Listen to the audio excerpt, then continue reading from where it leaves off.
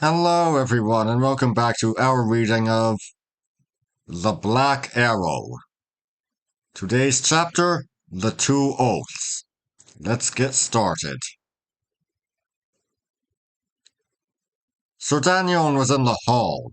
There he paced angrily before the fire, awaiting Dick's arrival. None was by except Sir Oliver, and he sat discreetly backward, thumbing and muttering over his breviary. "You have sent for me, Sir Daniel?" said young Shelton. "I have sent for you indeed," replied the knight, "for what cometh to my ears? Have I been to you so heavy a guardian that ye make haste to credit out of me? Or sith that ye see me for the nonce some worsted, do ye think, to quit my party? By the mass, your father was not so. Those he was near, those he stood by, come wind or weather. But you, Dick, ye are a fair day friend, it seemeth, and now seek to clear yourself of your allegiance. "An it please you, Sir Daniel, not so," returned Dick firmly. "I am grateful and faithful where gratitude and faith are due. But before more is said, I thank you, and I thank Sir Oliver. You have great claims upon me, both. None can have more. I were a hound if I forgot them."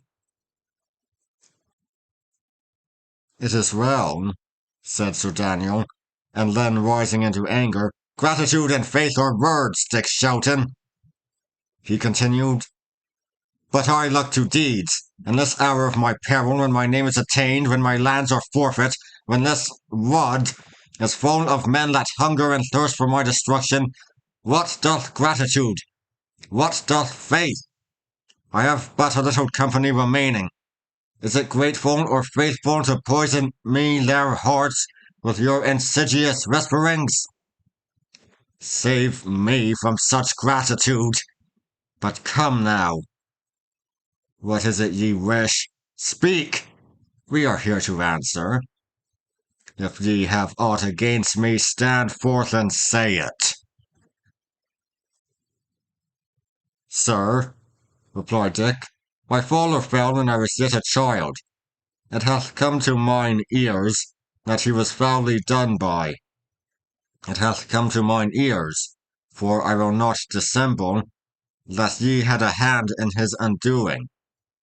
And in all verity, I shall not be at peace of mine own mind, nor very clear to help you, till I have certain resolution of these doubts." Sir Daniel sat down in a deep settle. He took his chin in his hand and looked at Dick fixedly. "And ye think I would be guardian to the man's son that I murdered?" he asked. "Nay," said Dick, "pardon me if I answer churlishly, but indeed ye know right well the wardship is most profitable. All these years have ye not enjoyed my revenues and led my men? Have ye not still my marriage? I wot not what it may be worth.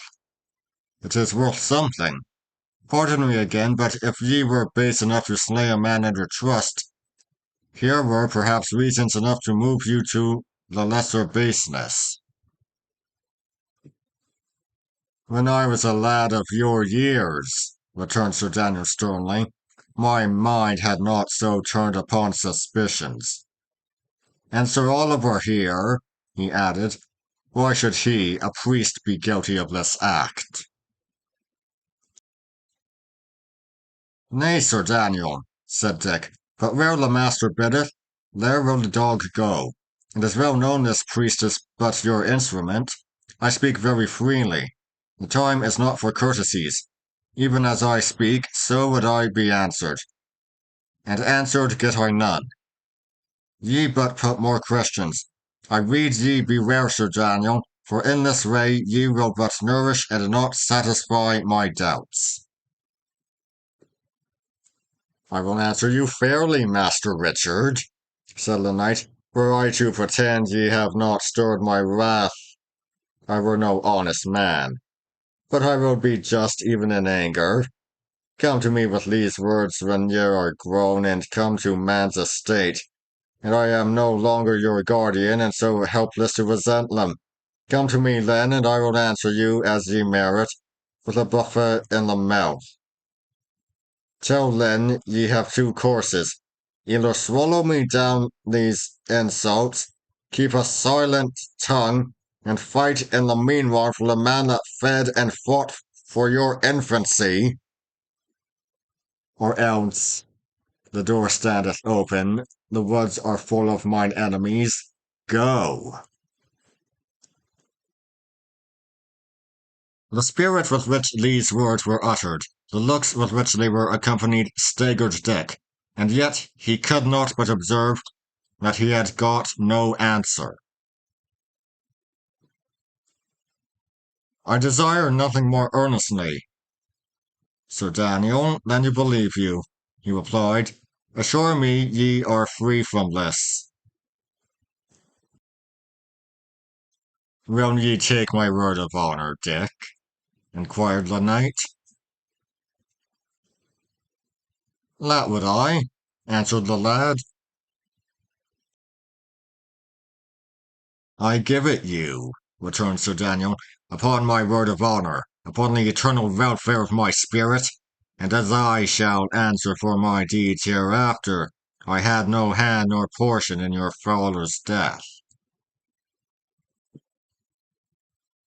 He extended his hand, and Dick took it eagerly.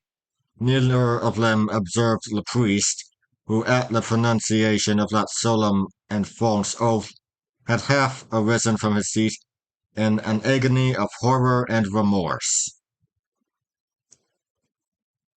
Ah, cried Dick, ye must find it in your great-heartedness to pardon me.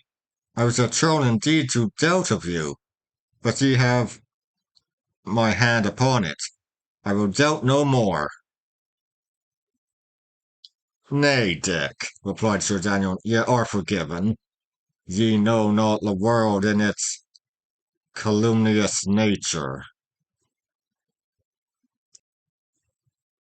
I was the more to blame, added Dick, and that the rogues pointed not directly at yourself, but at Sir Oliver.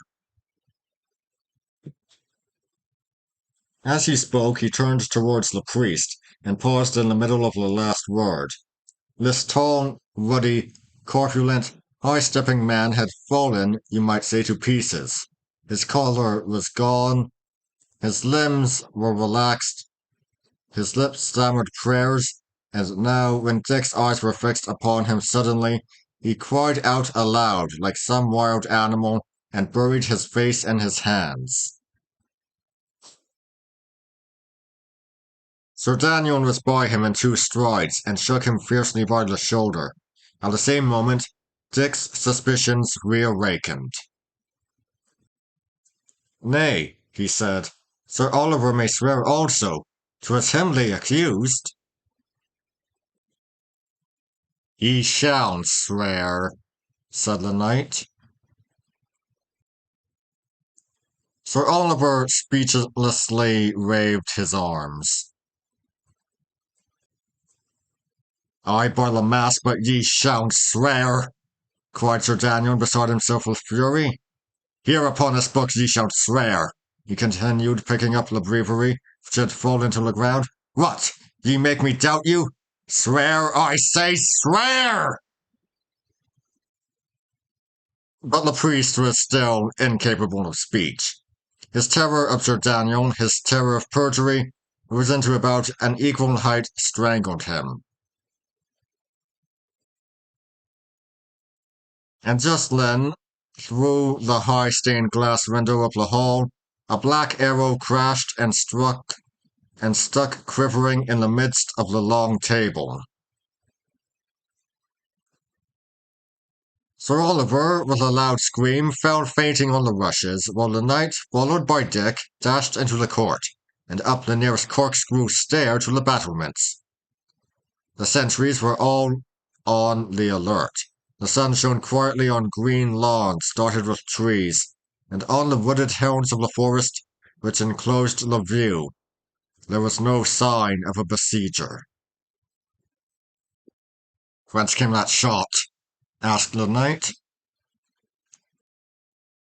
From yonder clump, Sir Daniel, returned a sentinel. The knight stood a little musing. Then he turned to Dick. Dick, he said, keep me an eye upon these men. I leave you in charge here. As for the priest, he shall clear himself, or I will know the reason why. I do almost begin to share in your suspicions. He shall swear, trust me, or we shall prove him guilty. Dick answered somewhat coldly, and the knight, giving him a piercing glance, hurriedly returned to the hall. His first glance was for the arrow. It was the first of these missiles he had seen, and as he turned it to and fro, the dark hue of it touched him with some fear. Again there was some writing.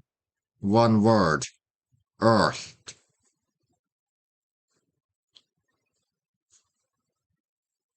Aye, he broke out. They know I am home, then. Earth. Aye, but there is not a dog among them fit to dig me out. Sir Oliver had come to himself, and now scrambled to his feet. Alack, Sir Daniel, he moaned, ye have sworn a dread oath. Ye are doomed to the end of time. Aye, returned the knight, I have sworn an oath indeed, thou chucklehead, but thyself shalt swear a greater. It shall be on the blessed cross of Holywood. Look to it, get the words ready. It shall be sworn tonight. Now may heaven lighten you, replied the priest. May heaven incline your heart from this iniquity. Look you, my good father, said Sir Daniel, if ye are for piety, I say no more. Ye begin late, that is all. But if ye are in any sense bent upon wisdom, hear me. This lad beginneth to irk me like a wasp. I have a need for him, for I would sell his marriage. But I tell you in all plainness, if that he continues to weary me, he shall go join his father. I give orders now to change him to the chamber above the chapel. If that ye can swear your innocency with a good solid oath and an assured countenance, it is well.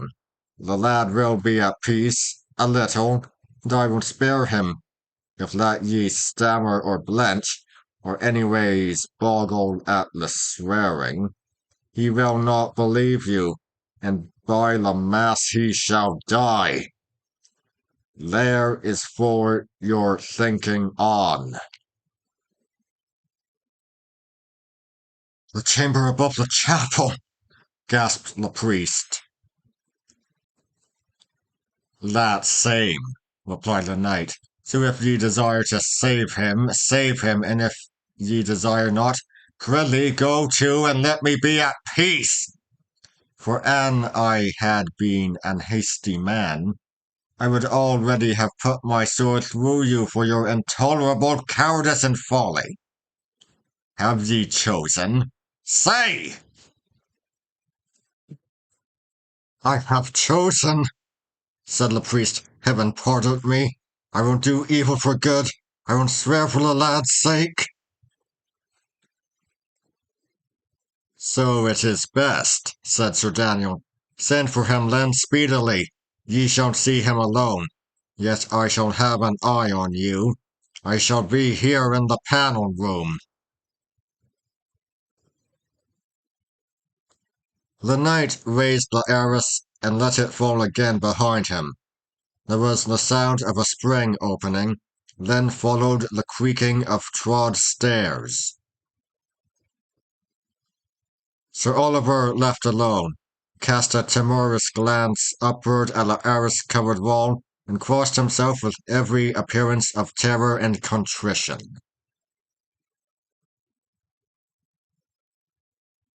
Nay, if he is in the chapel room, the priest muttered, were it at my soul's cost, I must save him. 3 minutes later, Dick, who had been summoned by another messenger, found Sir Oliver standing by the hall table, resolute and pale. Richard Shelton, he said, ye have required an oath from me. I might complain, I might deny you, but my heart is moved towards you for the past, and I won't even content you as ye choose. By the true cross of Holyrood, I did not slay your father. Sir Oliver, returned Dick, when first we read John Amendon's paper, I was convinced of so much. But suffer me to put 2 questions. Ye did not slay him, granted, but had ye no hand in it? None, said Sir Oliver, and at the same time he began to contort his face and signal with his mouth and eyebrows like one who desires to convey a warning, yet dared not utter a sound. Dick regarded him in wonder. Then he turned and looked all about him at the empty hall. What make ye? He inquired. Why, naught, returned the priest hastily, smoothing his countenance. I make naught. I do but suffer. I am sick. I prithee, Dick, I must be gone. On the true cross of Holyrood, I am clean, innocent, alike of violence or treachery. Content ye, good lad. Farewell. And he made his escape from the apartment with unusual alacrity. Dick remained rooted to the spot, his eyes wandering about the room, his face a changing picture of various emotions wonder, doubt, suspicion, and amusement.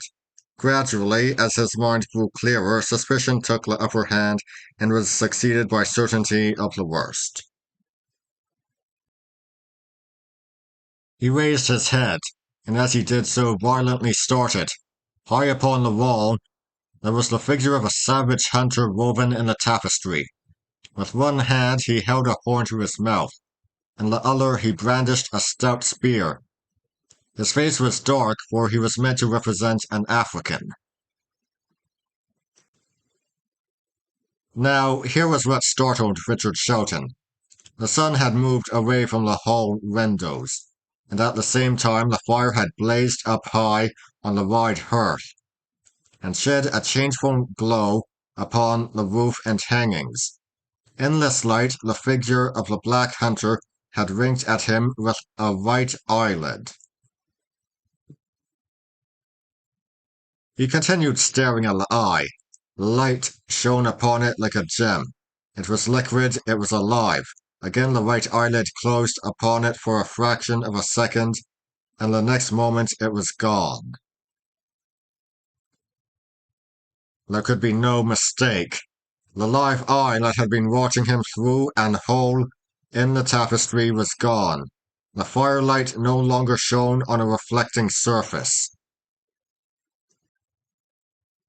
And instantly Dick awoke to the terrors of his position. Hatch's warning, the mute signals of the priest, this eye that had observed him from the wall, ran together in his mind. He saw he had been put upon his trial, that he had once more betrayed his suspicions, and that, short of some miracle, he was lost. If I cannot get me forth out of this house, he thought, I am a dead man, and this poor Matcham too. To what a cockatrice's nest have I not led him? He was still so thinking when there came one in haste to bid him help in changing his arms, his clothing, and his 2 or 3 books to a new chamber. A new chamber? He repeated. Wherefore so? What chamber? 'Tis one above the chapel, answered the messenger. It hath stood long empty, said Dick, musing. What manner of room is it? Nay, a brave room, returned the man, but yet, lowering his voice, they call it haunted. Haunted? Repeated Dick with a chill. I have not heard of it. Nay, then, and by whom? The messenger looked about him, and then in a low whisper, by the sacrist of St. John's, he said. They had him there to sleep one night, and in the morning, whew, he was gone. The devil had taken him, they said. The more betoken, he had drunk late the night before. Dick followed the man with black forebodings. And that would be in the chapter. I'll see you all next time. See ya!